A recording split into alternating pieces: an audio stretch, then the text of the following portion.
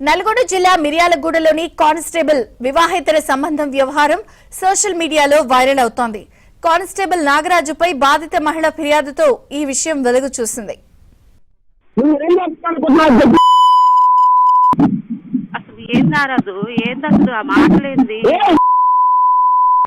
నాకున్న కన్నప్పుడు చాలనుకున్నా నువ్వు ఏం చెప్పాలనుకున్నా చెప్పంటున్నా ఏమేమనుకుంటున్నావు ఫోన్ చేస్తున్నావు నా పేరు ఎవరిలో వెళ్తానా ఇంకోసారి నాకు నేను చెప్పాను చాలా చేయమని దాన్ని చెప్పాను నీ పేరు రాసే చెప్పాను నేను ఏమని ఇక్కడ ఉన్న 2 సంవత్సరాలు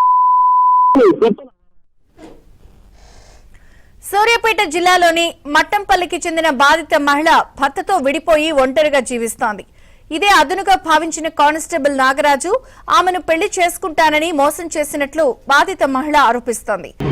తర్వాత ఇట్లా కొన్ని రోజులు నడిచిన తర్వాత ప్రెగ్నెన్సీ వచ్చింది. అది పెళ్ళికి ప్రెగ్నెన్సీ ఇబ్బంది అవుతుందని చెప్పేసి నన్ను తీపిచ్చిండు.